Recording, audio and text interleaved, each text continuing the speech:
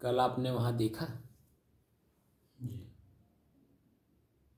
समाज को भ्रमित करने का काम ऐसे हो रहा है।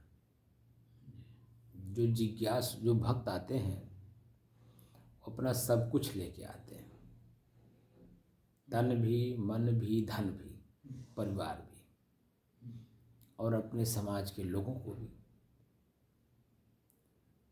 जिसके पास जा रहे हैं उसके पास कुछ जानने जा रहे हैं, समझने जा रहे हैं। ठीक है, क्या वहाँ पर जो लोग बैठे हैं समाज को सही दिशा दे रहे हैं? दिशा का मतलब जानकारी। जैसे भूमिहीन व्यक्ति अब भूमिवान व्यक्ति को किसानी का ज्ञान दे तो हंसी का पात्र है कि नहीं? बोलिए।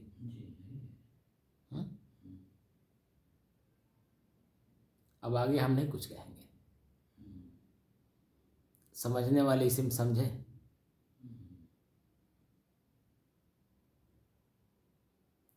कि भूमिहीन व्यक्ति अभूमिवान व्यक्ति को, धनहीन व्यक्ति धनवान को, और कर्महीन व्यक्ति कर्मवान को जानकारी दे रहा है, ज्ञान दे रहा है। क्या मालूम हो रहा है? उल्टा मालूम हो रहा है। समाज की यही दशा है, हर समाज की।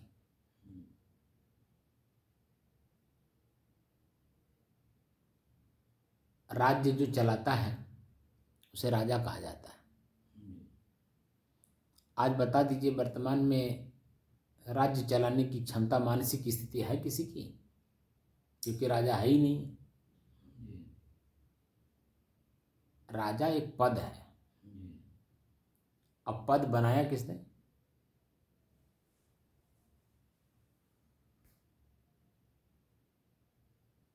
ब्राह्मण बनाए, हो गया।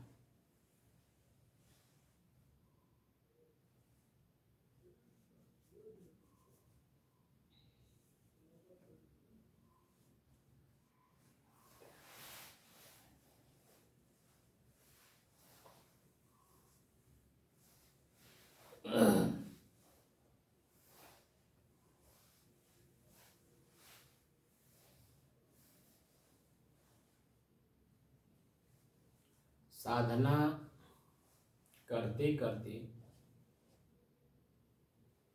मन को साधते साधते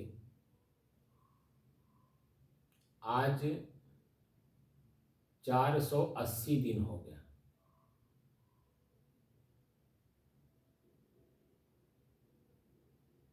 कितना हो गया? 480 दिन। तारीख 1 मार्च सन 2023, दिन बुधवार, प्रातः काल का समय।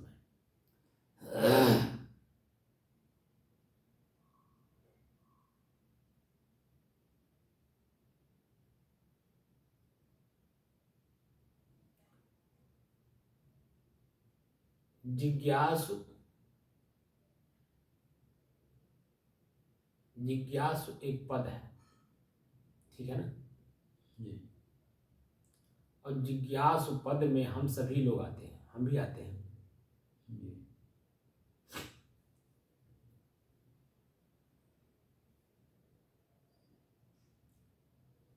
सारा संसार जिज्ञासु है।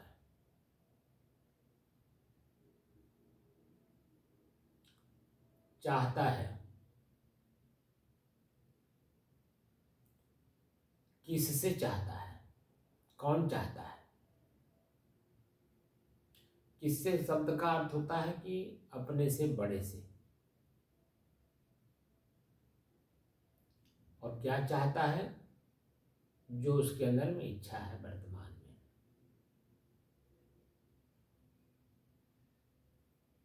तो जो व्यवहारिक प्रक्रिया है उसमें तो दिखाई देता है कि अपने से बड़े से प्रत्येक जिज्ञासु धन, सुख, वैभव, व्यवहारिक चीजें चाहता है।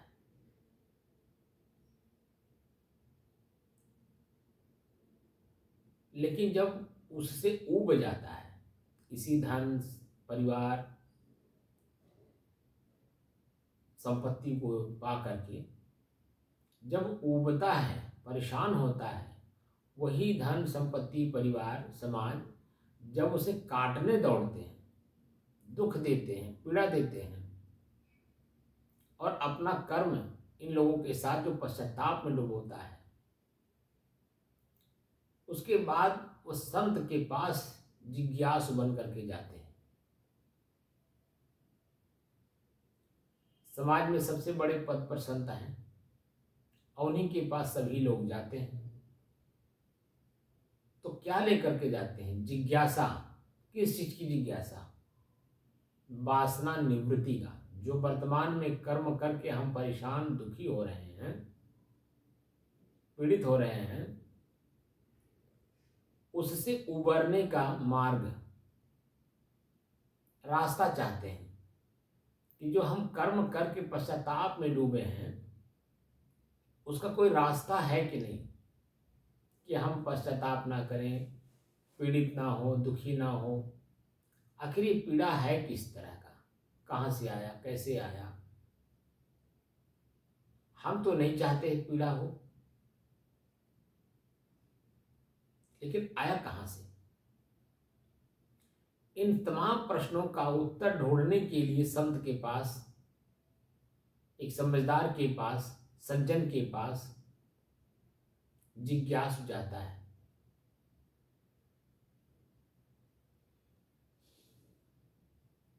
और वहां जाने के बाद जिज्ञासु की जिज्ञासा अगर पूर्ति न हो तो वो कहाँ जाए?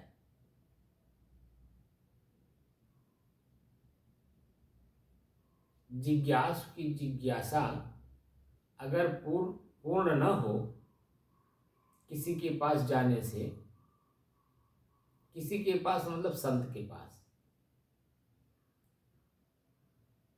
तो बताइए वो कहाँ जाएगा? फिर वहीं लौटेगा जहां वो है, क्योंकि उसको देखा, जाना, भोगा। और जब उससे उत्पन्न परिणाम उसके सामने आने लगे तो वो एक उपाय ढूंढने लगा किसके पास जाए। तो उसके समझ में आया कि संत के पास चला जाए, बैठा जाए, हो सकता है कोई उपाय मिल जाए।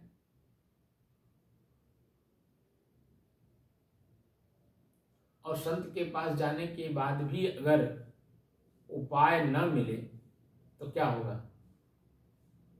वही स्थिति आज हमारे समाज की है।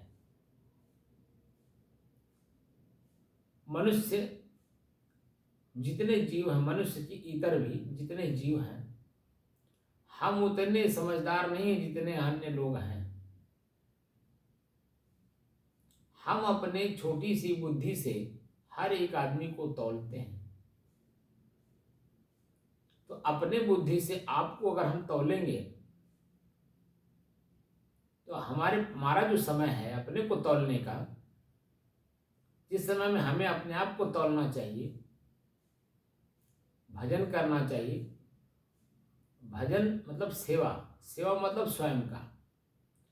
स्वयं जिस चीज को आप चाहते हैं, जब तक वो चीज पूरा मिल ना जाए, प्राप्त ना हो जाए, उसकी विशेषज्ञता आपके अंदर में ना आ जाए, तब तक आपको धैर्य पूर्वक, शांति पूर्वक आपको चलना है, एकाग्र होकर के कि आपका लक्ष्य क्या है। सबका अपना अपना लक्ष्य है, लेकिन संत के पास जाने का एक ही लक्ष्य है, वासना निवृत्ति का मार्ग प्रशस्त करना। क्यों रामधरो? जी सर। गलत तो नहीं कह रहा हूँ? नहीं, ठीक है।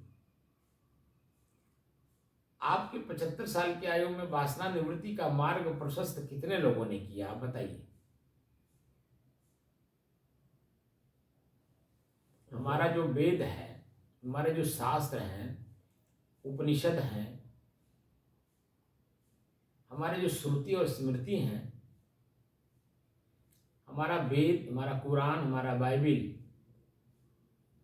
जितने भी धर्म ग्रंथ हैं, धर्म ग्रंथ की बात कर रहा हूं, जितने भी धर्म ग्रंथ हैं पूरे वर्ल्ड में, वो सभी लोग वासना निवृत्ति का मार्ग बताते हैं।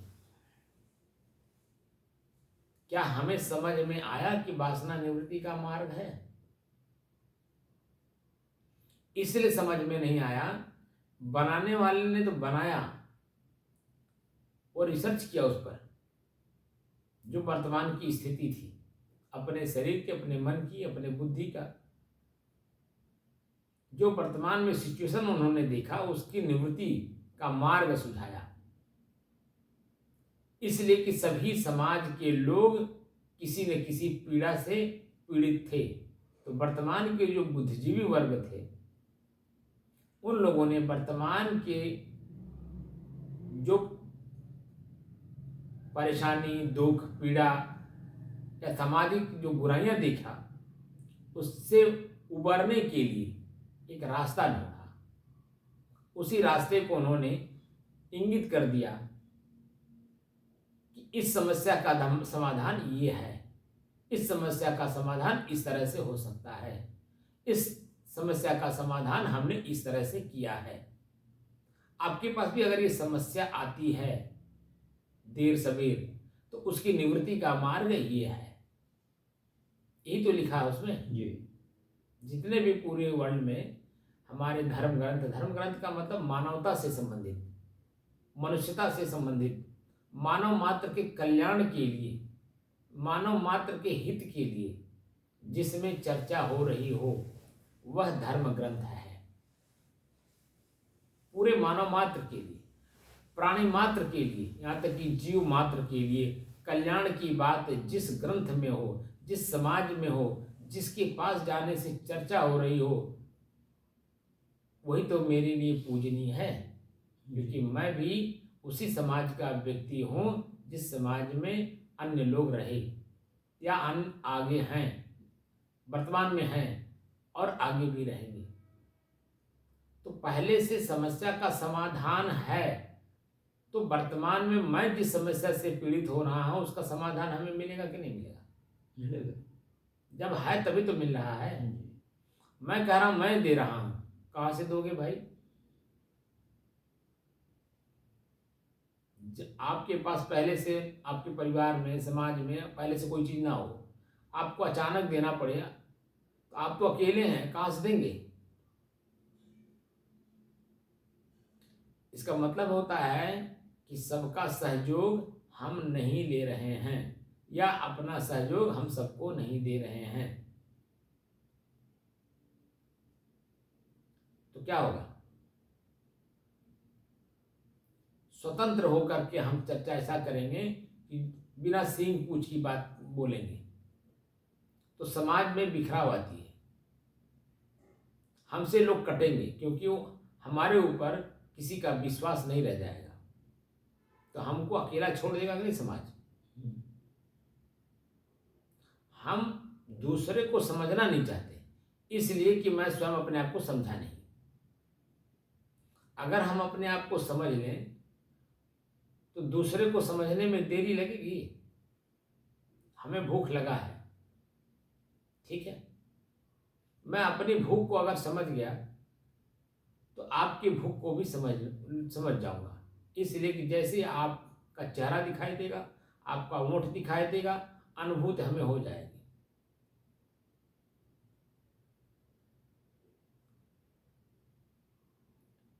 लेकिन अगर अपनी भूख नहीं समझ में आई, तो सामने व्यक्ति कह भी रहा है कि भैया भूख लगा है, कुछ हो तो खिलाइए, उसकी भूख नहीं समझ में आ रही, इसलिए कि मेरा मन चंचल है।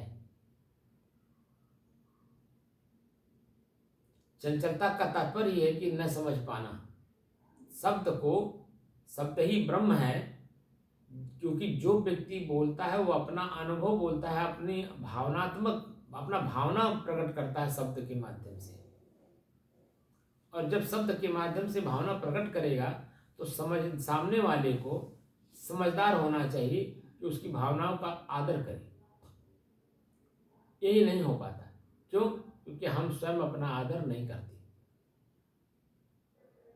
अपने ही कर्मों को हम नहीं देखते, नहीं जानते, नहीं समझते, तो दूसरे को कैसे समझ जाएंगे? यही पीड़ा का कारण है, यही दुख का कारण है। वासना क्या है? इच्छा, कल्पना। वो किसी चीज की भी हो सकती है। हम समाज में रहते हैं अनेकों, 5 साल से लेकर के और 25 साल तक अनेकों प्रकार की इच्छाएं करते हैं। विद्या पढ़ लूँ, ये कर लूँ, वो कर लूँ, विद्या पढ़ लूँगा, इतना पढ़ाई कर लूँगा तो ये हो जाऊँगा, वो हो जाऊँगा, ये लक्ष्य बना लूँ, वो लक्ष्य बना लूँ। अनेकों प्रकार की इच्छाएं हमारे मस्तिष्क में उभरती रहती हैं। अब 25 साल से ऊपर 40 साल के बीच में इच्छा को भोगते हैं। जो हम चाहते हैं वो मिल जाने के बाद जैसे ही उसका उपयोग करते हैं, उसकी वास्तविक स्थिति को जब हम पाते हैं, तब हम समझते हैं यार जहाँ थे, इस इच्छा को पाने में हमने अपनी स्थिति, वर्तमान की स्थिति को खो दिया। तो अपना आकलन करता है कि इसी चीज को पाने के लिए मैंने क्या क्या नहीं किया, किससे किससे नहीं मिला। सारी स्थितियों का फिर अपने अंदर में मंथन करता है, चिंतन करता है, तो देखता है कि जो चीजें मैं पाया, उसका जो इच्छा, लक्ष्य का जो इच्छा और लक्ष्य एक ही बात है।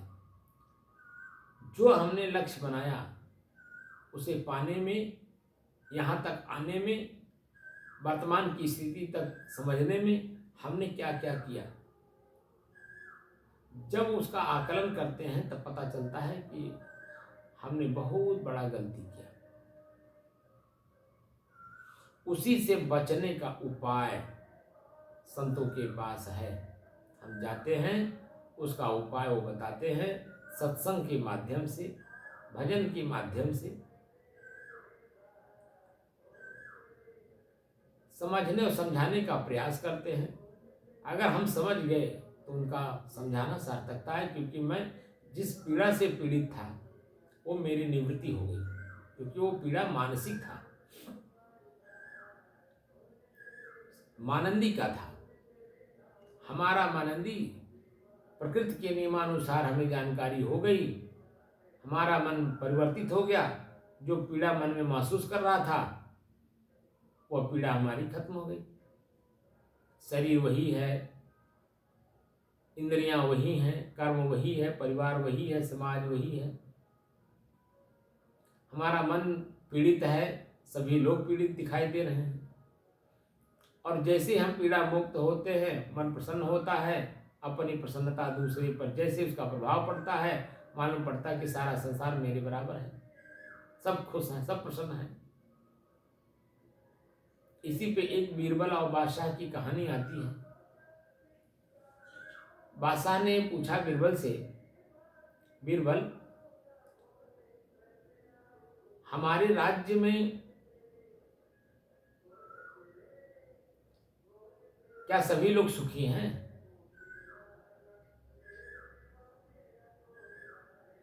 मंत्रिमंडल से, बादशाह ने मंत्रिमंडल से पूछा, हमारे राज्य के लोग कैसे हैं? तो उसमें जो प्रमुख थे मंत्रिमंडल के, उन्होंने कहा कि सब दूध भात खा रहे हैं,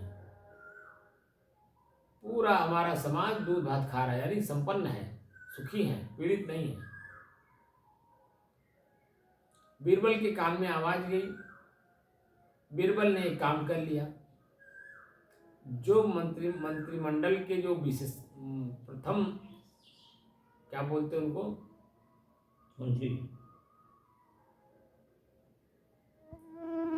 नहीं मंत्री हुए तो ये मंत्रिमंडल है ना, जो मंत्रिमंडल का संचालक होता है उसको हम विशेष सचिव कह लें या प्रमुख सचिव कह लें, प्रमुख मंत्री कह लें। तो प्रमुख मंत्री ने ही कहा कि सरकार हमारे राज्य में सब लोग दूध भात खा रहे हैं, क्योंकि 9 रत्नों में एक रत्न थे ना बीरबल, तो 9 रत्न में 8 और भी तो थे, तो उसमें एक प्रमुख भी तो होते थे। तो प्रमुख ने कहा कि हमारे सभी लोग, हमारे राज्य के लोग सब दूध भात खा रहे हैं, क्योंकि वह दूध भात खा रहे थे। बीरबल तो 9वें में था ना, 9वें मंत्रिमंडल का 9वां सदस्य था। उन्होंने क्या किया कि उनकी गाय चोरी करवा दी, प्रमुख सचिव की, प्रमुख मंत्री की गाय चोरी हो गई। अब दूसरे दिन राज दरबार में हाहाकार मच गया। राजा के सामने प्रस्तुतिकरण हुआ कि सरकार सारा अपना समाज, हमारा राज्य सब दुखी है, सब पीड़ित है। तो राजा बड़े आश्चर्य में, कल ही अभी मेरे प्रश्न का उत्तर मिला कि हमारे राज्य में सभी लोग दूध भात खा रहे हैं, इसका मतलब हमारा राज्य संपन्न है, तभी तो दूध भात खा रहे हैं। और 24 घंटा नहीं बीता और सामने प्रस्तुतिकरण आ गया कि सरकार, सारा परिवार, सारा समाज हमारा दुखी है, सब पीड़ित है। ये कैसे संभव? और वही व्यक्ति कह रहा है जो कल सुख की बात कर रहा था, दूध भात की बात कर रहा, और वही व्यक्ति आज जो चोरी की बात, दुख की बात कर रहा कि हमारा पूरा समाज दुखी है, पीड़ित है, पश्चाताप में डूबा है, ये नहीं, वो नहीं, ऐसा नहीं, वैसा नहीं, तमाम चीजें। तो बादशाह ने उसमें पता जब कराया तो पता चला इनके घर में गाय थी, जब तक वो गाय थी दूध भात खा रहे थे तो सभी लोग खा रहे थे, और इनकी गाय हो गई चोरी। अब इनका दूध भात चला गया, अब अपने आप को जो पीड़ा है अपने आप की, वो सरकार के सामने रख दी।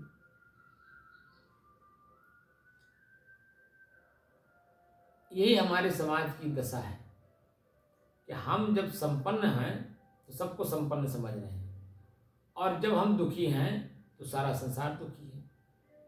तो जो संत हैं, जो आपकी मानसिक पीड़ा है, उस मानसिक पीड़ा का दवा जानते हैं, वही दवा वो बता देते हैं, करना आपको है।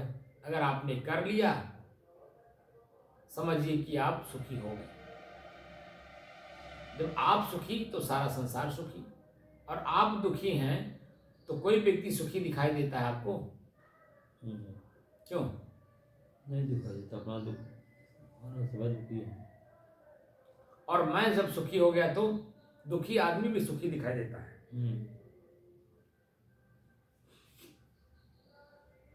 होता है कि नहीं? जी। तो जो वासना निवृत्ति का मार्ग है इस संत के पास है, और इसी वासना से मुक्त होने के लिए हम लोग उपाय ढूंढते हैं,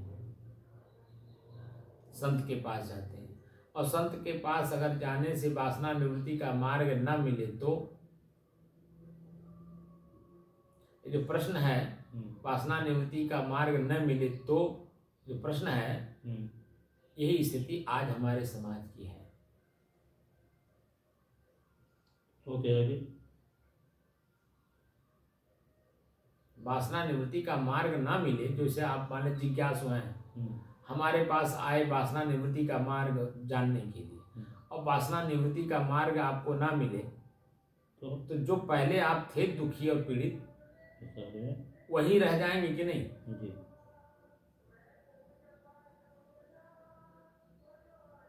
बात समझ रहे कि नहीं? जी, समझ। यही दशा है हमारे समाज का, क्योंकि दिशा देने वाला खुद दिशाहीन हो गया है। तो बेचारे अन्य लोग जो आपके पीछे चलने वाले हैं, जो पीड़ित लोग हैं, वो कहाँ जाएं? क्योंकि वह आप पर निर्भर हैं। किस पर निर्भर हैं? आप पर। मार्गदर्शक पर। कि मार्गदर्शक जो हमारा है, अगुआ हमारा है समाज का, परिवार का, वो जिस दिशा में जाएगा उसी दिशा में तो हम चलेंगे। जैसे भेड़ी को आपने देखा होगा, उसमें दो होते हैं भेड़ी चराने वाले, गड़ेरिया बोलते हैं, क्या बोलते हैं, बढ़िया। दो गड़ेरिया होते हैं, एक आगे एक पीछे, ठीक है। तो आप देखेंगे अगर दो हैं तो आगे वाला जिधर चलेगा तो भेड़ी उसी के पीछे पीछे चलती है। अब पीछे वाला तो जो मान लीजिए इधर उधर कहीं दाएं बाएं हो रही हैं, उनको खाली हाँकने के लिए होता है, उस झुंड में ले जाने के लिए। लेकिन आगे चलने वाले के साथ साथ पीछे पीछे सारी भेड़ी चलती है, क्योंकि उन्हें आत्मविश्वास है कि हमारा अगुआ, हमारा मालिक सही दिशा चलेगा, हम भी उसी के पीछे सही दिशा चलेंगे। ये बात को आपने प्रत्यक्ष देखा है ना। कोई ई बट की बात तो नहीं कहना, कल्पना वाली बात तो नहीं कहना, नहीं। क्योंकि प्रत्यक्षम किम प्रमाणम, जो प्रत्यक्ष हो उसी का प्रमाण देना चाहिए और उसी का प्रमाण देख करके समझना भी चाहिए। तो और दूसरे आपने देखा होगा कि जिस भेड़ी के झुंड में एक ही गड़ेरिया हो तो क्या होगा, तो भेड़ी में एक भेड़ी अगुआ बनती है। अब भेड़ी आगे खाली देखती है, दाएं बाएं आगे पीछे नहीं देखती, खाली नीचे देखती है, अपने पैर के नीचे, ये नहीं देख करके चलती है। अगर एक भेड़ी पहली अगर कुआं में, उसके सामने कुआं पड़ गया, अगर वो गिर गई तो क्या दूसरे भेड़ी विचार करते हैं, सब उसी में भर भर भर भर भर गिरते चले जाते हैं। यही दशा हमारी है आज।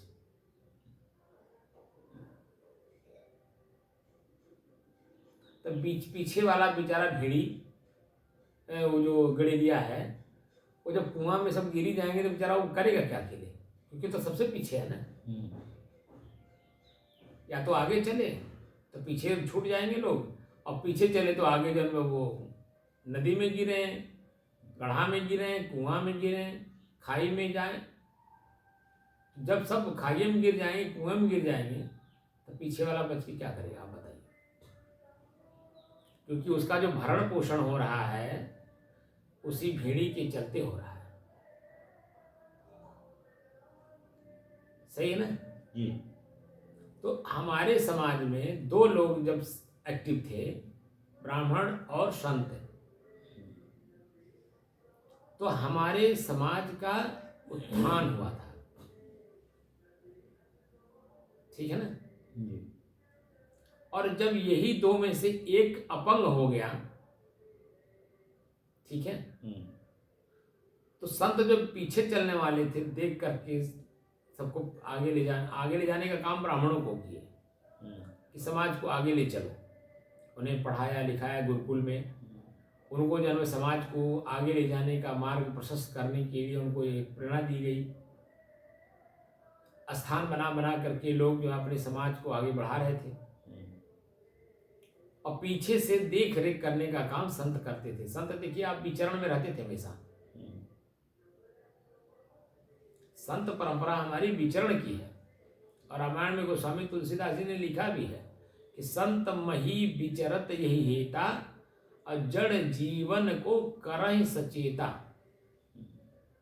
क्या कहते हैं, संत विचरण करते थे, देख रेख करते थे समाज का, कि कौन समाज का व्यक्ति जो जिम्मेदार पद पर बैठा वो अपने काम को सही कार्य कर रहा है कि नहीं, क्योंकि उसके जरा सा भी बदलने से समाज की स्थिति बदल जाएगी। आज संत पीछे देखने वाले जो हैं, जो सुपरवाइजर हैं, वो सुपरवाइजर ही करना बंद कर दिए। अब आगे चलने वाला वही भेड़ी का हिस्सा बन गया। अब आप बताइए क्या होगा। यही दशा है ना हमारे समाज की। क्यों ना बता रहा हूँ जी सर। बात कुछ समझ में आ रही है नहीं? हमारे जो समाज की दशा है वही यही है कि जो आगे वाला था व्यक्ति, भेड़ी को पीछे ले जाने वाला, वह स्वयं भेड़ी का हिस्सा बन गया, वह भेड़ी हो गया, तो आगे मार्ग कैसे प्रशस्त करें? क्योंकि खुद भी कुआं में गिरेगा और सभी भेड़ियों को कुआं में ले जाएगा। जो पीछे वाला देख रेख करने वाला है, हाँकने वाला है, ले चलने वाला है, वो तो पीछे है ना अभी। जब आगे सब कुआं में गिर ही जाएंगे तो उसके बच के क्या होगा बताइए। आज यही स्थिति हमारे समाज की है। तो सभी लोग अपने पद की गरिमा को भूल गए। क्यों? क्योंकि मनमानी कार्य होने लगा। जिसको अपात्र लोगों को वस्तु दे दी गई, कुर्सी अपात्र लोगों को दे दी गई, ये हाल हो रहा है। तो वासना निवृत्ति का जो मार्ग है, कल हम जो चर्चा कर रहे थे, वो वासना निवृत्ति का मार्ग था। और हमारे साथ वहां जितने लोग भी बैठे थे, वो वासना निवृत्ति का मार्ग जानते ही नहीं। भले उम्र में हमसे बड़े हों, लेकिन मार्ग प्रशस्त उन्होंने अपने नहीं की वासना निवृत्ति का। तो बता दीजिए कि समाज जो वहाँ था, आपने प्रत्यक्ष देखा, शरीर जरूर वहाँ लोगों की है, लेकिन मन वहाँ लोगों का नहीं था। क्यों नहीं था? क्योंकि एक भंडारे से लेकर के दूसरे भंडारे के बीच तक, इसी पब्लिक के बीच में हम लोगों को रहना होता है। हम जिसके साथ जैसा व्यवहार किए रहते हैं, वह व्यक्ति हमारे साथ वैसे ही तो व्यवहार करेगा। तो हमने तो किसी के साथ अच्छा व्यवहार किया नहीं, तो हमारे ये वर्तमान समय में माफ़ी मांग लेने से और कह देने से, आप मान लीजिए, चलिए पीछे की बात भूल गए, आप प्रत्यक्ष आ गए, लेकिन क्या आपका मन वहाँ है? क्यों? क्योंकि आप पीछे सारी स्थितियों से अवगत हैं कि हम क्या बोल जाएंगे, क्या कर जाएंगे, क्या कह देंगे, किसको क्या कह देंगे, कुछ पता नहीं है। इसलिए व्यक्ति वहां जरूर है, बस खाली वर्तमान स्थिति को भांपते हुए। इसलिए कि उसके मन में शंका है, भय है, पीड़ा है, और बेचारा लेके बैठा है। तो बोझा लेकर के बैठने वाला व्यक्ति कहीं बैठ पाता है? आप बताइए। बैठेगा आदमी, बोझा फेंक करके जब बैठेगा तब निश्चित होकर बैठेगा। लेकिन अगर बोझा लिया है तो निश्चित होकर के नहीं बैठ पाएगा। और हम तो मतलब 32 साल की उम्र में, साधु जीवन के उम्र तो 51 साल लगभग हो गई, अप्रैल में हो जाएगा। लेकिन 32 साल का जो उम्र मेरा साधु जीवन में गया, मैं यही देखा कि लोग आते हैं संत के पास अपनी वासना निवृत्ति का मार्ग प्रशस्त करने के लिए। अब हम उन्हें क्या दे रहे हैं, क्या वो हमसे पा रहे हैं?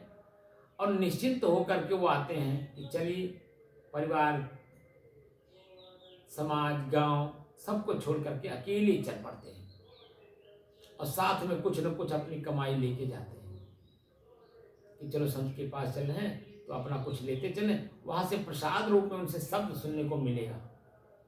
गीता में लिखा ना, प्रसादे सर्व दुखानाम हानि रस्योपजायते। तो संत का प्रसाद क्या है? उनकी वाणी। क्या है? वाणी। संत का जो प्रसाद है वो उनकी वाणी है, वही उनकी कमाई है। जो साधना करके वासना निवृत्ति का मार्ग प्रशस्त किए हैं, वही 2 शब्द में बोल करके आपको प्रसाद दे देते हैं। जाओ, झगड़ा मत करना। अब उसी में रहस्य है, झगड़ा मत करना, जाओ। किसी की निंदा चुगली मत करना, जाओ। यही शब्द उनका है। किसी से ईर्ष्या मत करना, जाओ। किसी को दुख मत देना, ये प्रसाद है। अब एक शब्द है, ये खाली परिभाषित स्वयं करिए समय समय से। अगर वो स्थिति आ रही है झगड़ा करने की, गाली देने की, पीड़ा देने की, वहां मौन रहो, धैर्य रखो। ये न रहस्य है। क्यों? 2 शब्द बोल दिए जिज्ञासु निश्चित होकर के उसे अपने मन में गांठ बांध लिया। जब अपनी परिस्थिति वो इस तरह की आती है, वहाँ मौन रहता है, सहन करता है, धैर्य रखता है, तो अगला क्षण जो उसका आता है वह मन गदगद होता है, प्रसन्नचित होता है। चलो मैं इस कर्म से बच गया, इसका परिणाम ये आने वाला था, हम देखे वहाँ नहीं, हम उस काम को नहीं किए, तो इस कार्य के परिणाम से बच गए, संत का आशीर्वाद लग गया। ये उनके अंदर में स्वयं एक प्रौढ़ वैचारिक जो सिद्धि होती थी, एक रूपता होती थी, वो इसी से होती थी। एक शब्द संत का मिल गया, अब वह समय पे उन्होंने प्रयोग किया और उसका जो परिणाम सामने आया, क्या आया? मन की प्रसन्नता। मन गदगद है, आनंदित है।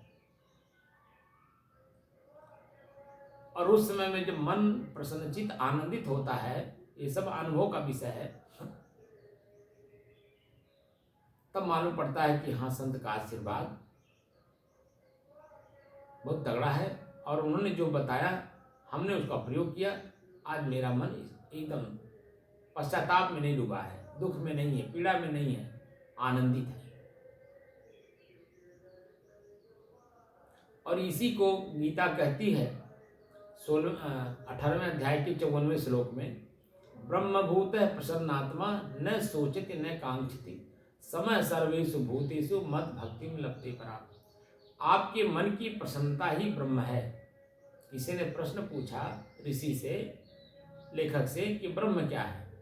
तो उसका उत्तर उन्होंने दिया, ब्रह्म भूत है, ब्रह्म एक भूत है, प्रसन्न आत्मा। आपकी आत्मा प्रसन्न जब होती है, उस स्थिति का नाम है ब्रह्म। लेकिन कब?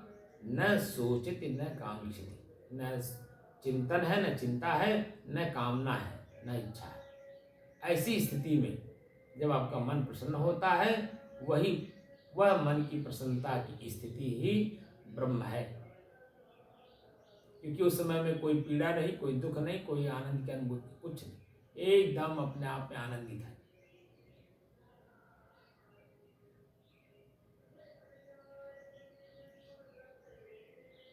तो जब हम लोग चर्चा करते हैं, मैं तो व्यक्तिगत जब मैं चर्चा करता हूं तो मैं देखता हूं कि उसमें जो इस विषय के विषय में जानकार नहीं है, तो हम ही को कहते हैं, भैया ये आप जो वर्तमान का सिचुएशन है उससे आप अलग हट करके चर्चा कर रहे हैं। कल आपने देखा होगा, मेरे कान में आवाज आ रही कि विषयांतर हो रहे हैं आप। हम कौन सा विषयांतर हो रहे थे भाई? हम तो वही चर्चा कर रहे थे जो हमने संतों से सीखा है, और संत का ही जन्म स्मृति दिवस हम लोग मना भी रहे हैं। इससे साबित हो गया कि हमने उनसे यही सीखा ना। साफ स्पष्ट शब्दों में अगर हम कहें तो जो मैं चर्चा कर रहा हूं, तो जिसके विषय में चर्चा कर रहा हूं, तो उन्हीं के बारे में तो हम बोल रहे हैं कि उनसे हमने यही सीखा है।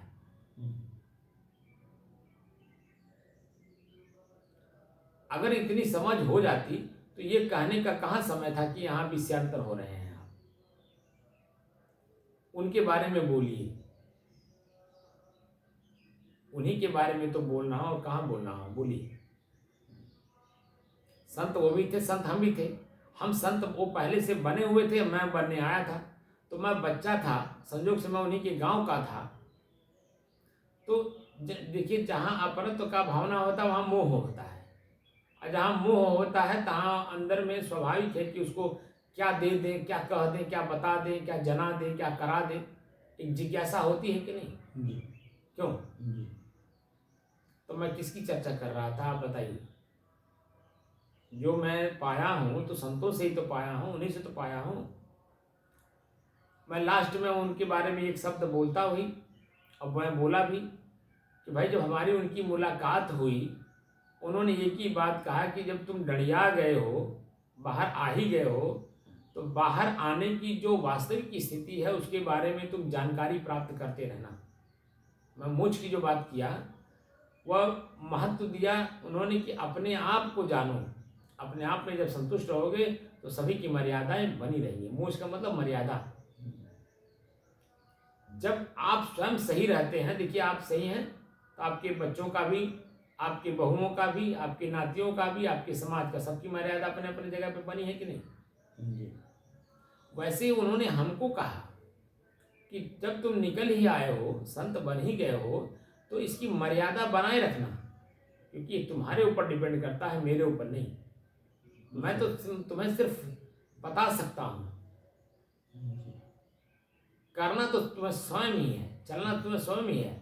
लोगों की कटाक्ष बातों से सहन करना तुम्हें स्वयं ही है, क्योंकि तरह तरह के शब्द सामने आते हैं, परेशानियाँ आती हैं, भूख प्यास मान अपान ठंडी गर्मी, ये मार्ग के रोड़े हैं, इनको तुम सहन करना, क्योंकि जिस काम को करने आए हो उसमें जब तक पूर्णता ना आ जाए, ये मार्ग में जो रोड़े आएंगे इसमें उलझ मत जाना।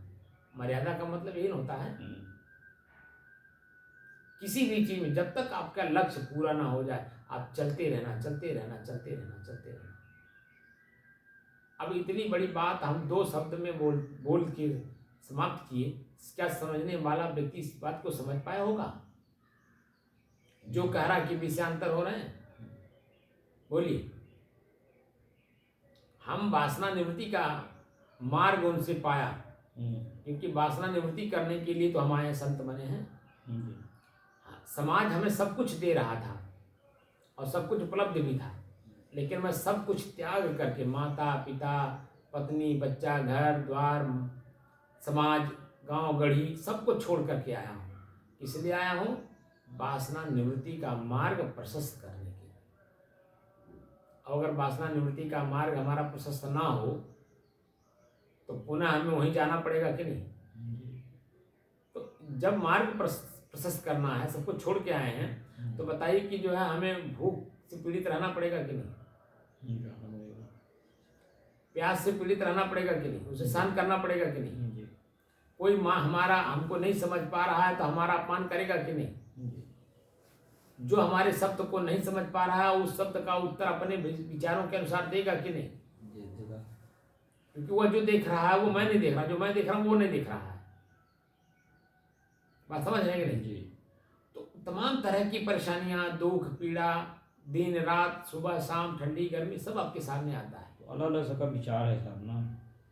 विचार देखिए, पद के हिसाब से सबका एक ही विचार होना चाहिए, पद का, पद की गरिमा रखिए, होना चाहिए ना। तो आखिर हम वही तो बनाने आए हैं, पद के अनुसार ही बनाने। क्या करने आए हैं? मार्ग प्रशस्त तभी तो होता जब हम अपनी चीजों को समझेंगे, पद की गरिमा तभी तो रहेगी। हम वर्तमान समय में किस पद पर किसके लिए हैं, अगर इस बात का ध्यान रखेंगे तो स्वयं अपने आप में मजबूत होंगे। और वही मेरी पदभ्रष्ट सभी हो रहे हैं साहब, तो सब चीज गड़बड़ हो रहा है। यही तो आपको जानना चाहता हूँ कि मार्ग जो हम कुर्सी लिए, हम कुर्सी की गरिमा नहीं रख पा रहे हैं, धैर्य नहीं रख पा रहे हैं। इसी कुर्सी को पाने के लिए हमने कितना समय खोया है, क्या क्या नहीं किया है, बोलिए। अब कुर्सी मिल जाने के बाद अगर हम उसे संभाल कर न रख पावे तो दोष किसका है? आदमी कुर्सी को स्वयं का ही है ना। कुर्सी में बह जाता है। नहीं, स्वयं का है। कोई भी देखिए, कुर्सी गलत नहीं है, कुर्सी पे बैठने वाले व्यक्ति की मानसिकता गलत है। तो कुर्सी क्या करेगी?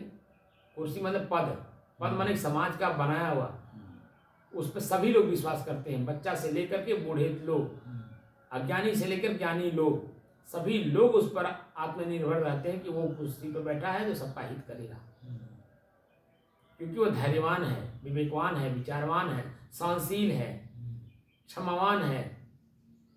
ये सबको पता है।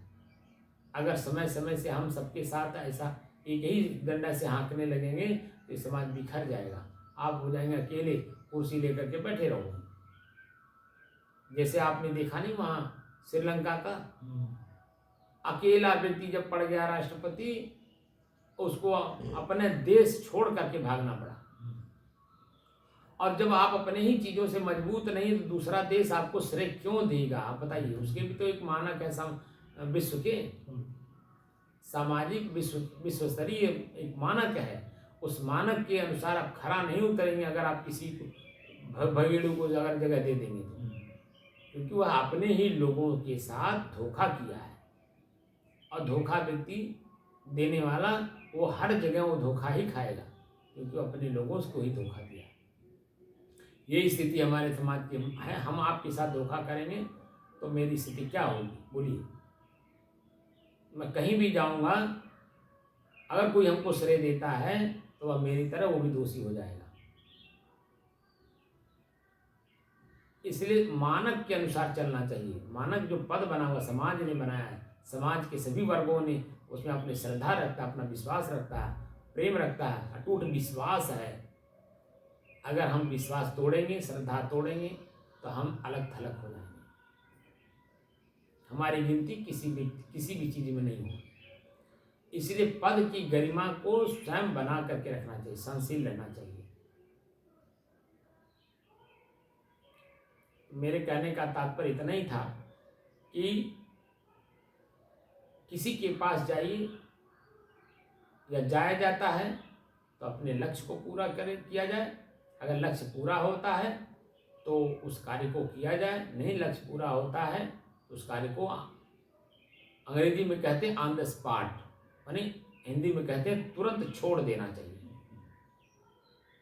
जहाँ हमको ये लगे कि यहाँ हम लुट रहे हैं अपने आप में, हमारा इसका परिणाम गलत होगा, उस कार्य को वहीं तुरंत छोड़ देना चाहिए। ये आपका दायित्व है, हमारा दायित्व है। हम आपके पास आए, अपनी बात को कहे, अगर हमारी बात वहाँ पूर्ति ना हो तो हमें अपनी बात आपसे वापस लेकर के किसी दूसरे के साथ संबंध बनाना चाहिए। भैया हमारा ये समस्या है, इस समस्या का समाधान हम चाहते हैं। अगर वो पूरा करा सके तो उसको भी करिए, उसके साथ जुड़िए, अपनी समस्या का समाधान करिए।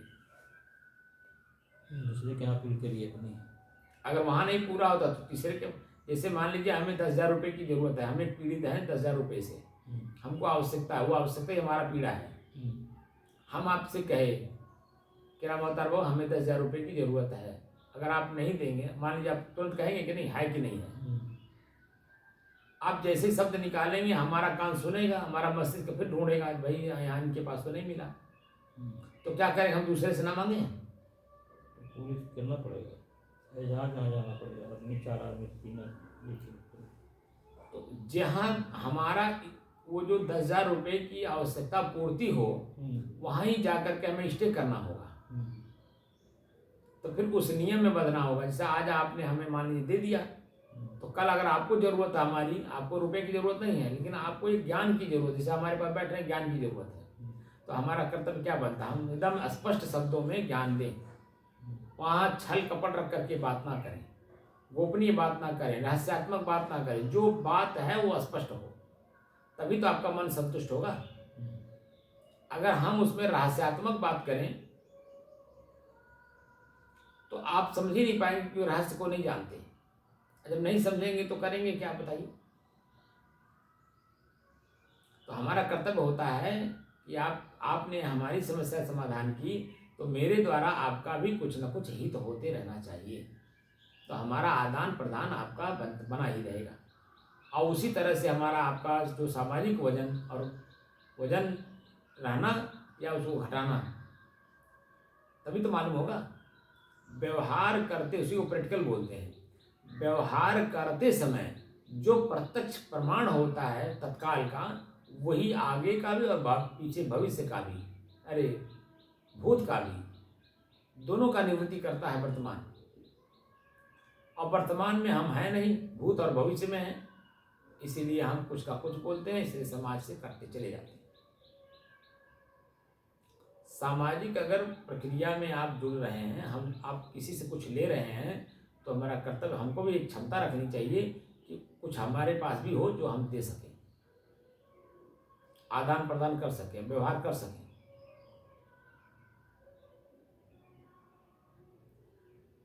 तो वासना निवृत्ति का जो मार्ग है वो सबसे ऊपर है, और वो सिर्फ संत के पास है।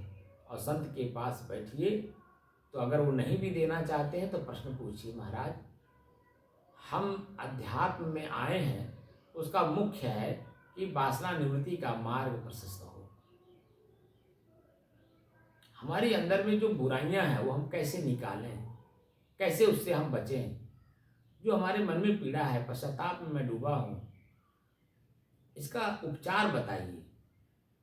तो वो 2 शब्द आपको बताएंगे, मंत्र जाप, मंत्र बताएंगे, मंत्र माने सलाह देंगे, कोई न कोई उपाय जरूर आपको बता देंगे। वही जो उपाय आपको बताया आपने किया और आपका जो वर्तमान स्थिति थी वो सुधर गई, वही आपके लिए गुरु हो गया, क्योंकि उन्होंने अपना प्रकाश आपके मन में डाल दिया एक शब्द के माध्यम से। इसीलिए कहा जाता है कि शब्द ब्रह्म है, क्योंकि जो शब्द दिया जाता है, जो देता है वो अपना भाव शब्द में रख करके देता है।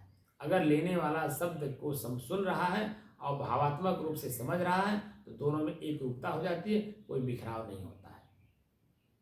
तो सत्संग हमें एक बनाता है, न कि हमें तोड़ता है। तो सत्संग किया जाए किसके साथ? संत के साथ, वासना निवृत्ति के लिए। वासना निवृत्ति क्या है? पहले तो वासना जानना जरूरी है, उसका उपचार ढूंढना अपने आप आ जाएगा। और कुछ शब्दें बताई जाती हैं, वो समझ में आती है, प्रयोग किया जाता है, वासना निवृत्ति का मार्ग प्रशस्त हो जाता है। तो इसमें घर छोड़ने की, भागने की और तमाम तरह की काम करने की कहाँ कोई जगह है? कुछ नहीं। जैसे कल हमारे गुरु भाई कह रहे थे आश्रम खाली है, कोई संत नहीं है, आप लोगों को आह्वान करता हूँ आइए साधु बनिए। देखिए, खेत में बिया डालने से पहले खेत बनाया जाता है, और जब खेत बन जाता है, जब बिया डालेंगे तो वो आप तो गदगद होंगे ही, देखने वाला भी गदगद होगा। और जब आपने खेत नहीं बनाया, अब बिया डाल देंगे, उसका मतलब कुछ रह जाएगा? आपको मैं तत्काल कह रहा हूँ साधु बन जाइए, और साधु बनने का मार्ग पहले से प्रशस्त नहीं है, आप बता दीजिए क्या होगा? इस समाज में हो रहा वही होगा, आखिर उसी के कारण तो हो रहा है। तो मैंने क्या कहा कि साधु मत बनिए, बस खाली देखिए, जानिए और समझिए, और समझ करके काम करिए, चाहे जहां रहिए। जब देखकर, जानकर, समझकर कार्य करेंगे तो कहीं भी रहेंगे तो अच्छा कार्य करेंगे, वहीं में आपकी प्रतिष्ठा बढ़ जाएगी। लेकिन आप मान लीजिए पद, समाज का बड़ा पद ले लिए और आपको देखकर, जानकर और समझकर कार्य करने की क्षमता नहीं है, तो बता दीजिए वो पद क्या करेगा? जो पब्लिक आपको मान रही है वो आपके पद के नाते मान रही है, तो यही पब्लिक आपको पद मुक्त भी कर देगी कि नहीं? तो हमें अपनी चीजों को जानना चाहिए, मैं कहाँ पर हूँ, किस स्थिति में हूँ। तो अपनी जब वर्तमान स्थिति समझ में आ जाती है तो समाज के साथ अच्छा व्यवहार करने में भी आनंद आता है। सबसे साहब कष्टदायक यही बढ़ोतरी है, चाहे वो संत में हो चाहे गृहस्थ में हो। संत में भी देखा जाता साहब, संत हो गए, बढ़ोतरी आ गई, वहाँ से लोग भी ठुकरा देते हैं कि भैया तुम अपने चले जाओ, तो आम संत आ गए हैं साहब। मैंने अभी अगर संत वहाँ, मतलब मान लीजिए कोई जवान संत है, कोई पुण्य संत है, तो एक दिखावटा में रहेगा साहब कि मैं इसकी ये कर रहा हूँ, लेकिन उसकी दशा पूछे, उसकी दशा पूछे तो बताया कैसे करना। मैं क्या कह रहा हूँ, कल पंडित जी मिले थे आपसे, आपने बताया, देखा पंडित जी कहे बड़ी दुख है, यही समस्या है साहब, संसार सारी संसार नहीं। तो जब वर्तमान में हम रहते हैं तो वर्तमान अपनी स्थिति हम भाप नहीं पाते। जब मैं साधु बन रहा था उस समय में, आज की 32 साल पहले, तो उनकी जवानी थी ना, और उनकी पूंछ थी, उनकी चिलाही बहुत लंबी है, बात समझ रहे हैं? मैं अपना मार्ग प्रशस्त करने के लिए सब कुछ त्याग करके आ रहा हूँ। त्याग में जो बल है वो संग्रह में बल नहीं ना है। उस समय में वो संग्रह में थे, मैं संग्रह त्याग करके त्याग मार्ग में आ रहा था, दोनों में विरोधाभासी है कि नहीं? यही सभी लोग जो है हमारे रास्ते में रोड़े बहुत पड़े हैं, लेकिन मैं एकाग्र मन से, स्थिर मन से और शांत मन से मैंने वासना निवृत्ति का मार्ग प्रशस्त किया, यहाँ तक आया हूँ। आज 32 साल में मैंने क्या क्या झोंके नहीं सहे हैं, उन झोंकों को मैं अपनी दृष्टि में रखता हूँ। दिन में 10 बार 100 बार मैं अपनी मृत्यु देखता हूँ। एक क्षण मेरा बीता, मेरा मृत्यु हो गया, दूसरा क्षण मुझे मिला है जो ये तो प्रकृति की कृपा है। मुझे अपने मार्ग को प्रशस्त करने के लिए मैं अपनी स्थिति को समझ रहा हूँ। उस समय में, जिस समय मैं साधु बन रहा था, उस समय मैं मात्र 3 व्यक्ति हम लोग एक साथ थे। एक मैं स्वयं, एक हमारी माता जी, एक हमारे गुरु जी। चौथा कोई था ही नहीं। आप बता दीजिए, एक पूरा समाज और एक खाली एक परिवार, 3 लोग। आप समझ सकते हैं कि मैं कैसे कैसे यहाँ तक आया हूँ। क्योंकि सबके मन में मैं एकदम बिल्कुल विरोध में था, और कान भरने वाले लोग यही लोग थे। समाज को क्या मालूम है? समाज को तो बेचारे बच्चे हैं, वो तो अपने परिवार का भरण पोषण करें, कमाएं, समाज को देखरेख करें, या जो किसी के पीछे चलें। उनके पास कहीं दूसरे के ऊपर बात कहने का मौका है? आप बता दीजिए। अगर किसी के पास है तो ये बड़े लोग ही हैं, इनके पास पर्याप्त समय है, लेकिन अपने समय का खाली दुरुपयोग करते हैं। आपकी बात सुन लिए, आपके पुत्र तक पहुंचा दिया, आपके पुत्र की बात सुन लिए, आप तक पहुंचा दिए, और दोनों को लड़ा दिए। कौन काम कर रहा है बताइए? काम करने वाले के पास समय है? वो भी तो काम है साहब। हाँ, बात तो सही कह रहे हैं, वो भी एक काम ही है। चलिए, काम नहीं होता तो नाम कहाँ पड़ता? उस काम का भी तो नाम है। तो नाम कौन रखा? काम करने वाले को नहीं पता कि मेरा नाम क्या रखा जा रहा है, लेकिन जो देखने वाला है, निर्णायक भूमिका में है, समाज है, वो उसका नाम रख देता है। नारद भी ऋषि हैं।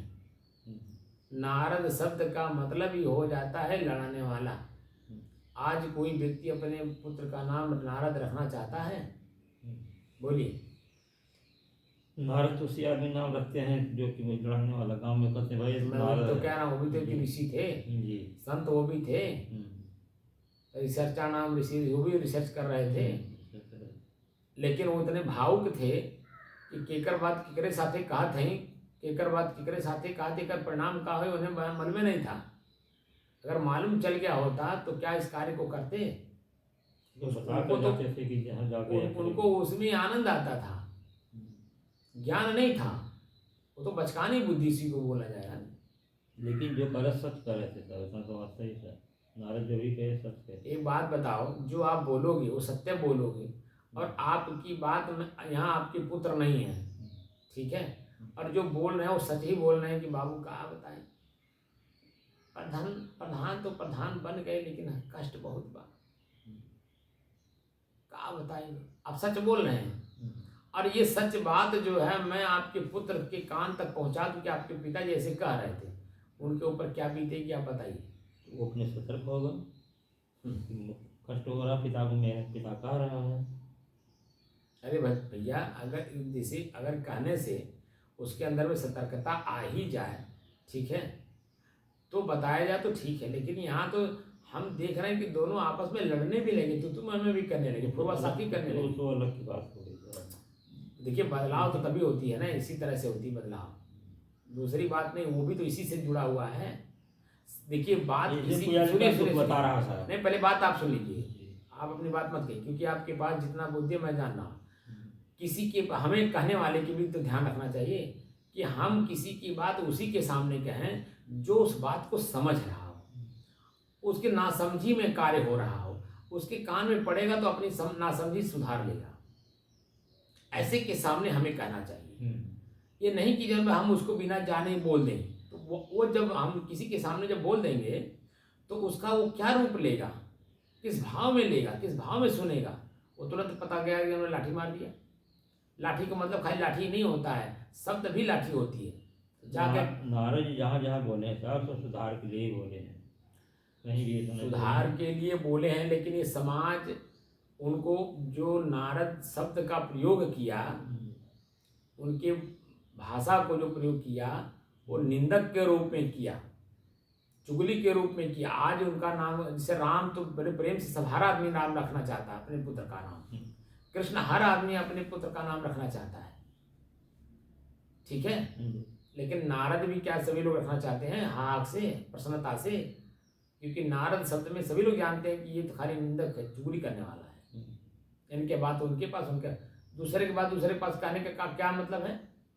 ये तो समय बर्बाद करने वाली बात हुई, लड़ाने वाली बात हो गई। देखिए, मेरे कहने का मूल मतलब है जो व्यक्ति जहाँ है, जैसे है, पहले तो अपने आप को समझ ले। तो कर निंदक नहीं राखिए। तो निंदक, देखिए, ये व्यक्ति समझदार के लिए है, सबके लिए नहीं है। आप जहाँ प्रयोग कर रहे हैं, मैं बार बार बोलता हूँ कि शब्द का प्रयोग करते समय पहले एक बात जान लीजिए, कहाँ किसके लिए किया गया। संत के लिए किया गया। वो जितना भी भाषा बोले हैं कबीर साहब, आम आदमी को नहीं बोले हैं। वहाँ उन्होंने इस शब्द का प्रयोग किया, कहा कबीर सुनो भाई साधो। ये नहीं कहा कि सुनो भाई गृहस्थ, ये नहीं कहा कि सुनो भाई आम आदमी। उन्होंने साफ साफ इंगित किया, सुनो भाई साधो। किसके लिए? जो साध रहा, जो साध रहा है। जब साधने वाले के सामने शब्द प्रयोग करेंगे तो बात को समझेगा, और नहीं समझ पा रहा तो समझने का प्रयास करेगा।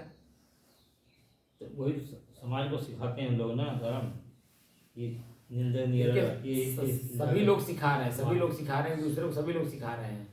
लेकिन ये है, जैसे हमारे पास आप बैठ रहे हैं तो 1 दिन 2 दिन 4 दिन 10 दिन में आपकी मानसिक स्थिति बदल जाती है कि बाबू ये तो कहत कुछ बाटे और करत कुछ बाटे। ठीक है, इनके कथनी करनी और हनी में तीनों में मतभेद बा।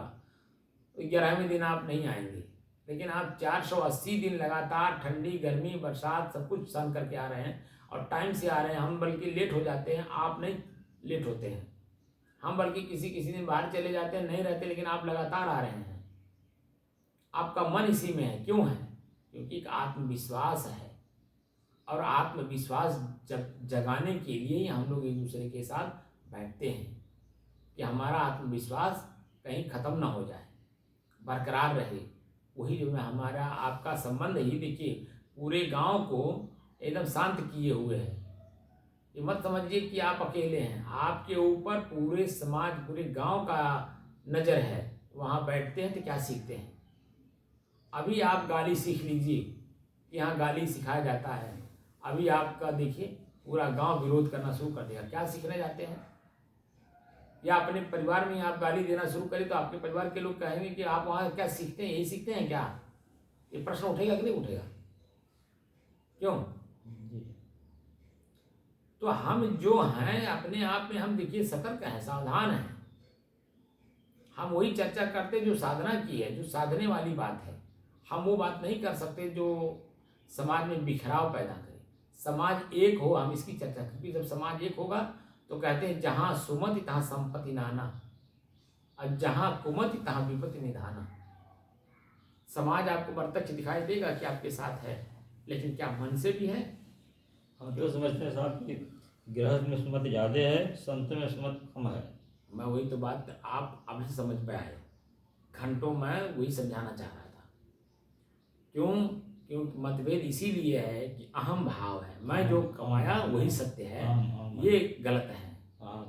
मैंने आपको एक दिन कहा भी था कि हम जब संस्कृत पढ़ रहे थे, उसी दौरान एक संत भी और भी मिले हमें।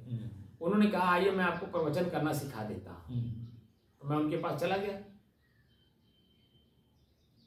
जैसे गया तो पहला वाक्य उन्होंने ये कहा कि आंख बंद करो और ये समझो कि मेरे सामने 1 लाख आदमी बैठे हैं और सब मूर्ख हैं, सब अज्ञानी हैं, और मैं एक अकेला ज्ञानी हूं जो इनको सबको ज्ञान दे रहा हूं।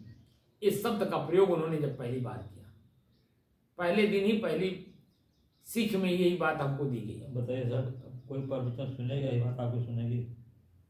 मैं क्या कह रहा हूँ? आपका ये बात सुनेगा आदमी तो प्रवचन किसी सुनेगा कि प्रवचन करने वाला हमको मूर्ख समझता है? भाई देखिए, हमको जो बताया गया मैं बता रहा हूँ। तो सही मतलब बताएगा, मतलब तो मैं जो पढ़ाया जाता पहले, मैं इसीलिए तो उसे छोड़ दिया। सही पढ़ाया जाता है। मैं प्रवचन करना इसीलिए तो नहीं सीखा। उसी दिन पहले दिन गया, जितने देर उन्होंने बैठाया, उसके बाद दूसरे दिन से हम बिल्कुल नहीं गए। हम के भाई ये तो जितने लोग हैं बल्कि सब ज्ञानी है, मैं ज्ञानी, मैं तो सीखने इनके बीच में आया हूँ। सब ज्ञानी है, सभी ज्ञानी अपने अपने क्षेत्र में, हर जीव ज्ञानी है। हम ये समझ रहे हैं, इसीलिए तो मैं प्रवचन करना छोड़ दिया, सत्य भी सीखना बंद कर दिया मैं। मैं तो सिर्फ अपने जानने के लिए आया हूँ, आपके पास आया, उनके पास आया, सबके पास क्या हूँ, सीखने आया हूँ, कुछ सीख रहा हूँ। देखिए धनवान व्यक्ति तभी होता है, व्यापारी व्यापार करता है, ठीक है, धनवान व्यापारी होता है, वो व्यापार करता है, सबको संतुष्ट रखता है, सबसे अपने आप को संतुष्ट करता है और अपने आप के द्वारा दूसरे सबको संतुष्ट करता है, तभी तो व्यापारी है।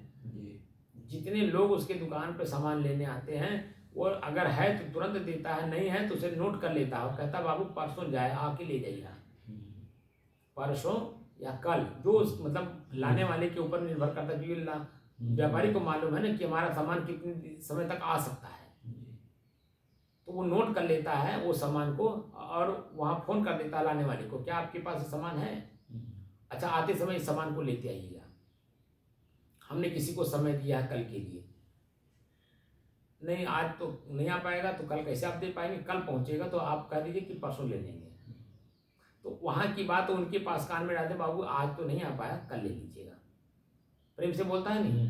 तो व्यापारी व्यापार करता है, तो जो समझदार लोग हैं ये व्यापारी हैं, ये सबको अपने से संतुष्ट करते हैं और सबसे अपने आप को संतुष्ट करते हैं, तब आदान प्रदान होता है, तब व्यापार चलता है। हम भी व्यापारी हैं, आप भी व्यापारी हैं, सब अपने अपने क्षेत्र में व्यापार कर रहे हैं। व्यापारी सफल वही है जिसकी वजह से सब संतुष्ट हो, सब पर उस पर आत्मविश्वास हो, आत्मबल हो। महात्मा गांधी भी व्यापारी थे समाज के, उन्होंने व्यापार किया, अपने विचारों का, अपने कर्म का, अपने आचरण का इसी समाज के सामने उन्होंने रखा, देखिए पूरी कारवां उनके साथ बन गई, क्योंकि वो जो कर रहे थे, जो कह रहे थे वो कर रहे थे, जो सोचते थे वो बोलते थे, जो बोलते थे वो करते थे। आज पूरा समाज उनका ऋणी है कि नहीं, इसी को कहते हैं असली व्यापारी, व्यापार हो रहा है। तो हम आप सभी लोग एक व्यापारी हैं, अपने व्यापार कर रहे हैं, हम अपने विचारों का आदान प्रदान कर रहे हैं, तभी तो व्यापारी हैं। तो मेरे वचन, मेरे शब्द में वजन भी होना चाहिए, तब आप व्यापार चलेगा। हम आप बोल रहे हैं, मैं तो समझ रहा हूँ मैं सच बोल रहा हूँ, लेकिन आपके लिए कोनो काम करना हो तो वही गांधी जी की पार्टी, वही बताइए क्या आज क्या है। मैं नहीं कह रहा, मैं वर्तमान की स्थिति, आप बाद की बात मत करिए ना, बाद में तो हम ही हैं आपसे व्यापार कर रहे हैं, ठीक है। मेरे जगह पे कोई अभी आकर के दूसरा बैठे तो आपको जो वर्तमान में मैं दे पा रहा हूँ वो आपको दे पाएगा, बोलिए। आप न चाहते हुए मैं सही बात बोलता रहता हूँ, लेकिन आप जब उस पर संतुष्ट होते हैं तो देखिए आपका हमारा कहीं दुराव नहीं है। मेरे कहने का मतलब बाद वाली की बात मत करिए, वर्तमान की बात करिए। वर्तमान में हम आपको दे रहे हैं, आप हमको दे रहे हैं, हमारा आपका व्यापार चल रहा है, हम आपको दे रहे हैं, सुना रहे हैं, आप सुन रहे हैं, हमारा इच्छा कि आप सुने, तो आप सुन रहे हैं तो ही मेरा व्यापार है ना। और सुन रहे हैं जो अपने विचार से आप अपने हमारे विचार को मिलान कर रहे हैं तो सही पा रहे हैं। मैंने कल वहाँ प्रवचन में यही बोला ना, आप किसी के पास मत जाइए, आप पहले तो जो काम करना है उसको देखिए, उसको जानिए, उसको समझिए, और उसमें जो भ्रम पैदा हो रहा हो तो आप संत के पास जाइए, अपनी बात को रखिए कि मैं ऐसा सोच रहा हूँ, क्या करूँ, न करूँ कि न करूँ। तो जो उसका उत्तर उधर से आवे, उस उत्तर से और वर्तमान के जो आपके पास उत्तर आया है उसमें मिलान कर लीजिए। अगर वो सही लग रहा हो तो इसका मतलब कि वो सही है, उन्होंने बताया उसको हम करना चाहिए, आप कर दीजिए, उसका लाभ ले लीजिए।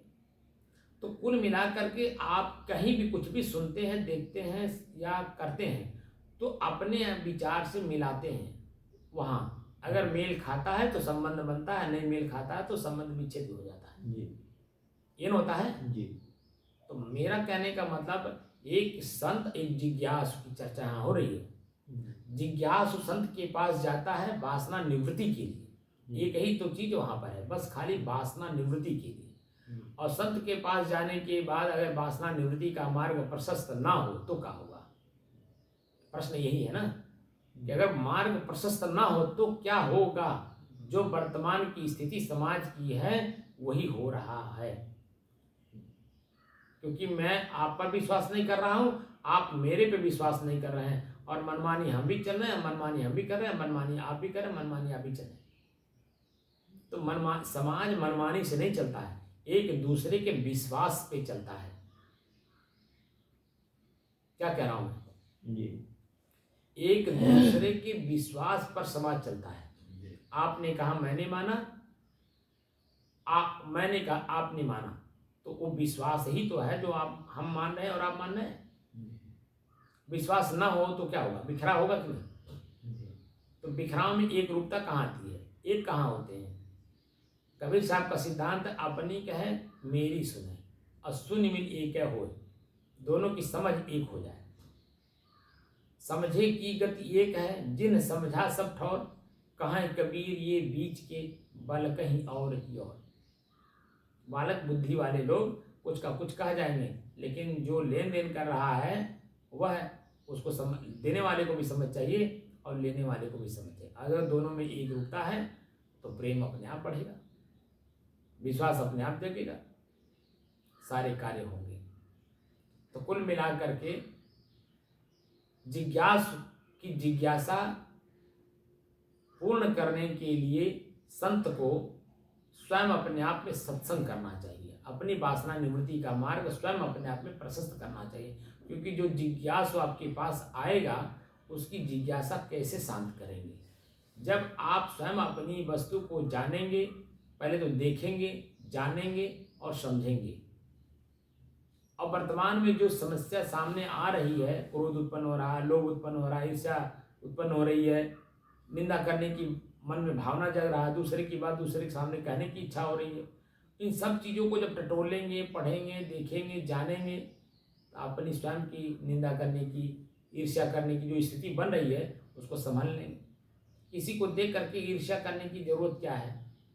हम तो इच्छा रूपी अग्नि में जल ही रहे हैं, सामने वाला भी जल रहा है। पता चला कि जहाँ आग इकट्ठा होती है वो भभक जाता है, उसको बोलते हैं भभकना। एक होता है आग लगना, एक होता है आग भभकना। मतलब समझ गए कि नहीं? समझ गए। तो आपके अंदर में भी अग्नि है, मेरे अंदर में भी अग्नि है, और दोनों अग्नि एक जगह हो जाए तो भभकेगा कि नहीं? तो भभकने का मतलब है जो बचा हुआ चीज है वो भी जला के खाक कर देता है। आप देखिए जहाँ अग्नि भभकती है वहां मिट्टी को भी जला के खाक कर देती है। मिट्टी 4 अंगुल मिट्टी नीचे जला देती है। जो बेस है मिट्टी, उस मिट्टी को भी 4 इंची तक अंदर देखिए जला देती है। लेकिन खाली जलता है, जहाँ अग्नि खाली लगती है तो वहाँ ऊपर ऊपर सामान जलाता है, लेकिन कुछ सामान बच भी जाते हैं। लेकिन जब अग्नि भभक जाती है तो न सामान बचता है, यहाँ तक कि जमीन के नीचे 4 अंगुल तक भी उसने जला के काला कर दिया। मिट्टी का जो तत्व था, तत्व को मिट्टी का तत्व भी खत्म कर दिया। तो कहने का मतलब यहाँ पर एक व्यक्ति के अंदर में अगर गुस्सा आ रहा हो, क्रोध आ रहा हो, तो सामने वाला व्यक्ति भाप ले गुस्से को, और भाप करके ऐसे शब्द का प्रयोग करे, ऐसे आचरण का प्रयोग करे, ऐसे भाव का प्रयोग करे कि उसकी गुस्सा शांत हो जाए। यानी पानी आप डाल रहे हैं तो पानी डालेंगे तभी तो अग्नि बुझेगी। तो सुनने वाले को ज्यादा समझदार होना चाहिए कहने वाले से, और अगर वो सुन रहा है, शांत है, तो कहने वाला भी कह करके शांत हो जाएगा। आप शांत भाव से सुन रहे हैं, मैं अपनी बात को कह रहा हूँ, तो ये अग्नि है, यानी इच्छा है कहने की, और आप सुन रहे हैं। तो मैं कहते कहते एक समय आएगा, मैं अपने वाणी को समाप्त भी कर दूंगा, तो आपके रूप में आ जाऊंगा, सुनने वाले के रूप में मैं आ जाऊंगा। तो आप जब बोलेंगे तो मैं भी सुनूंगा। अच्छा, आप क्या कहना चाह रहे हैं, मेरी बात को लगता समझे नहीं, या मैं समझा नहीं पाया। दोनों बात होती है ना, या मैं स्वयं शब्द तो बोल रहा हूं लेकिन समझ नहीं रहा हूं, ऐसा भाव आता है कि नहीं?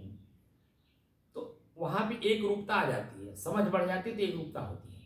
ऐसी बात को कबीर साहब ने अनुभव किया, क्योंकि आचरण में जब उतारिए और वर्तमान में रहिए तो सिचुएशन का पता चल जाता है, तो हम तुरंत उसको संभाल लेते हैं। मान लीजिए हमारे मुंह से कोई शब्द निकल गया, आप उसकी प्रतिक्रिया कर दिए, तो मैं अपने शब्द को जब प्रतिक्रिया के रूप में पाऊंगा तो तुरंत समझ जाऊंगा ना कि अरे भाई मेरे मुंह से ऐसा शब्द नहीं निकलना चाहिए था, गलती हो गई, तो मैं वहां आपसे माफी मांग लूंगा, वे गलती क्षमा चाहता हूँ। आप देखिए कि कहीं पे प्रवचन करने वाले या कभी सम्मेलन में कभी लोग वहाँ पहले ही कह देते, भाई देखिए जो त्रुटि होगी वो मेरी होगी, मुझे क्षमा कर दीजिएगा, बाकी वर्तमान का समय जो आनंद लेने वाली है उसका आनंद लीजिएगा। इन कहते हैं, पहले कह करके तब अपनी बात रखते हैं कि ताकि जो शब्द हमारे मुँह से, क्योंकि हंसाना है, आनंद देना है, तो अगर ईफट जा करके शब्द नहीं बोलेंगे तो लोग हंसेंगे कैसे।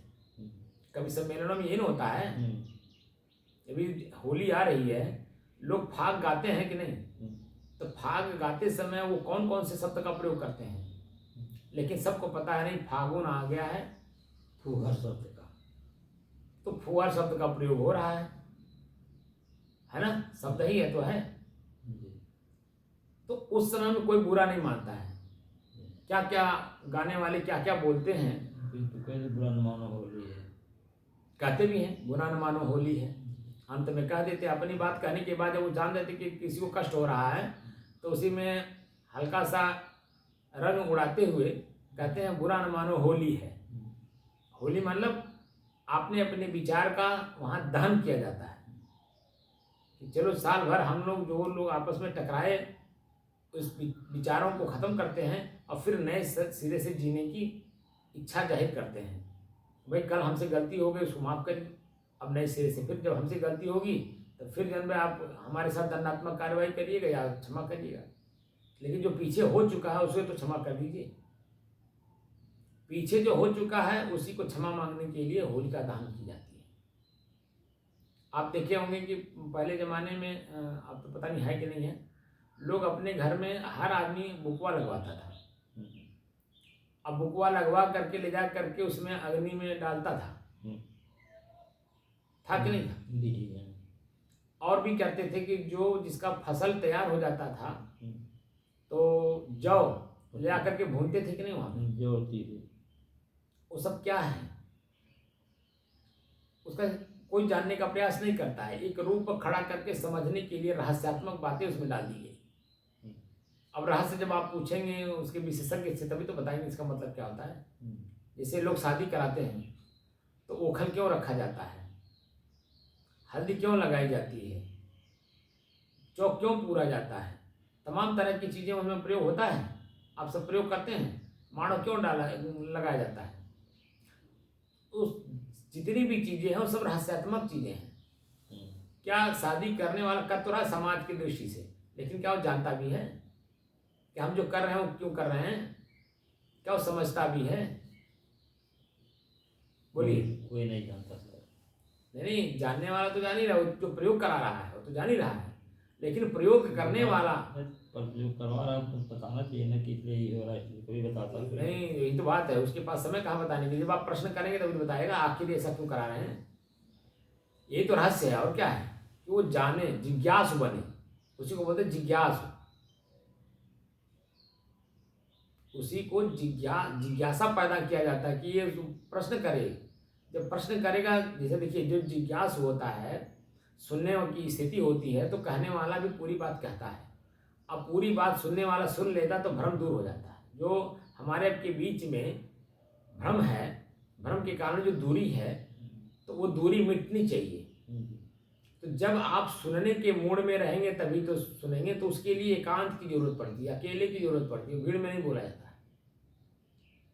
जैसे जिस समय में वर्तमान में शादी हो रहा है और जो क्रियाएं आप कर रहे हैं, उस समय पंडित जी से पूछेंगे, पंडित जी बताएंगे भी तो आप कहाँ पकड़ पाएंगे, क्योंकि भीड़ में है, नात पात आए हैं, तत्काल का कार्य है, उसमें ना आपके पास पूछने का समय है ना उनके पास बताने का समय है। वहाँ तो सिर्फ प्रयोग किया जाता है। प्रयोग करने के बाद जब आप एकांत में हुई शादी निपट जाए तो अपनी चीज़ों को देखिए कि मैंने क्या क्या किया शादी में। तो पंडित जी से पूछें ये जो काम करवाएं क्या क्या करवाए हैं, क्यों करवाए हैं। कहीं खटकर्म है। अरे भाई खटकर्म का भी कुछ महत्व है ना। एक शब्द बता दें खटकर्म है। खटकर्म है, ठीक है। खटकर्म क्यों बनाया गया? खट माने 6 कर्म, तो किसी चीज को सिद्ध करने के लिए ना खटकर्म बनाया गया। वो 6 स्टेशन है मंजिल तक पहुंचने के लिए। बात समझ रहे कि नहीं? तो वो जो खटकर्म है, जैसे मान लीजिए आपको दिल्ली जाना है, रास्ते में 6 शहर पड़ते हैं, ठीक, तो 6 शहर के बारे में जब जानेंगे तभी तो उसका प्रयोग करेंगे। और 6 शहर के बारे में नहीं जानते तो प्रयोग कैसे करेंगे? वो तो खाली बस चलते चले गए, चलते चले गए, चलते चले गए। अगर मान लीजिए मंदिर पहुंच गए, वहाँ मंदिर पे पहुंचने के बाद जो मंदिर पे आदमी है वो पूछे कैसे कैसे आए, कौन कौन सा जगह पड़ा, तो क्या बताएंगे? बस हंस देंगे, अरे मैं तो जान ही नहीं पाया, बस खाली चलता चला है। एक पड़ाव है, खटकर मतलब पड़ाव, किसी चीज को सिद्ध करने के लिए। बात को समझ रहे हैं? तो वो जो उसमें कुछ ना कुछ रहस्य है, पूछेंगे उनसे वही रहस्य इसलिए बना के रखते हैं कि कोई पूछे। तो देखिए इतनी भीड़ होती है, उस भीड़ में जो करने वाला है, प्रत्यक्ष कर रहा है, वो भी नहीं जानता है और जानने की जिज्ञासा भी नहीं प्रकट करता है, इसीलिए बेचारे क्या बताएं। क्योंकि जब तक स्वयं जानने की इच्छा ना हो तो सुनेंगे कैसे, और सुनेंगे नहीं तो आपका भ्रम दूर होगा नहीं। आप समझ रहे हैं? तो कुल मिला करके संत के पास जाइए तो वासना निवृत्ति का मार्ग पूछिए, जानिए, समझिए और अपने स्वयं की इच्छाओं को निकाल कर अपना जो वास्तविक स्थिति है उसे प्रशस्त करिए। वह है स्वयं स्वरूप स्थिति, यानी अपने स्वयं की स्थिति को मजबूत बनाइए, क्योंकि हम स्वयं अपने आप में है नहीं। बात समझ रहे हैं नहीं? हम स्वयं अपने आप में है नहीं, इसीलिए दुख है, पीड़ा है और तमाम चीज़ें हैं। लेकिन जब हम स्वयं अपने आप में रहेंगे तो स्वयं में प्रसन्न रहेंगे, स्वयं में सुखी रहेंगे, और वही प्रसन्नता, वही सुख हम दूसरे से शेयर भी करते हैं, बांटते भी हैं। तो हमारा कर्तव्य ये बनता है कि आप सभी लोग वासना के बारे में निवृत्ति का मार्ग हमसे पूछिए। अगर उसमें वासना निवृत्ति का मार्ग आप प्रशस्त नहीं करेंगे तो हमारे साथ संबंध बनाने से, हमारे पास बैठने से कोई लाभ आपको नहीं मिलेगा, क्योंकि जो आपके पास है वो मेरे पास नहीं है, जो आप चाहते हैं वो मेरे पास नहीं है। आप बेटी बेटा चाहेंगे, हम कहाँ से देंगे? आप बताइए। आप नौकरी नहीं, आप नौकरी चाहेंगे, कहाँ से हम देंगे?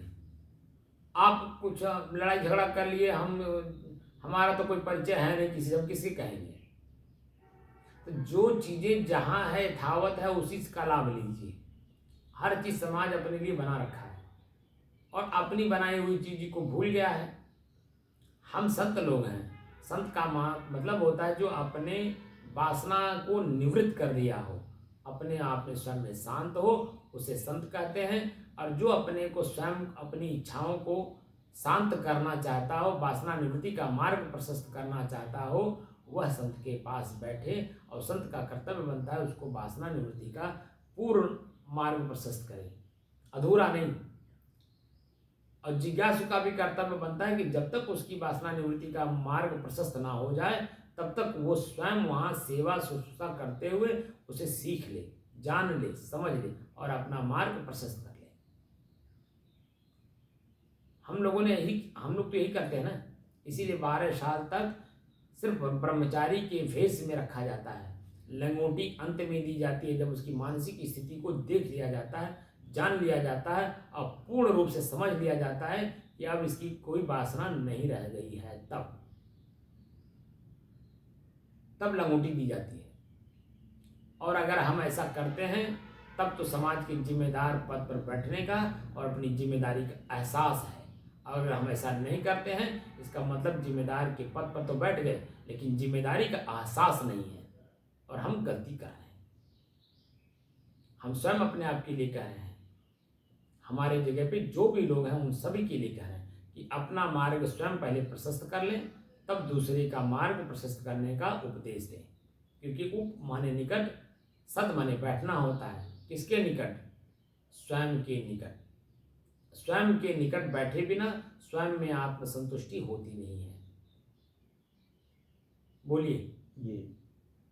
और हम जब बैठते हैं किसी के पास तो आत्मसंतुष्टि के लिए ही बैठते हैं। अपनी बात कहते हैं तो आत्मसंतुष्टि के लिए कर बोलते हैं।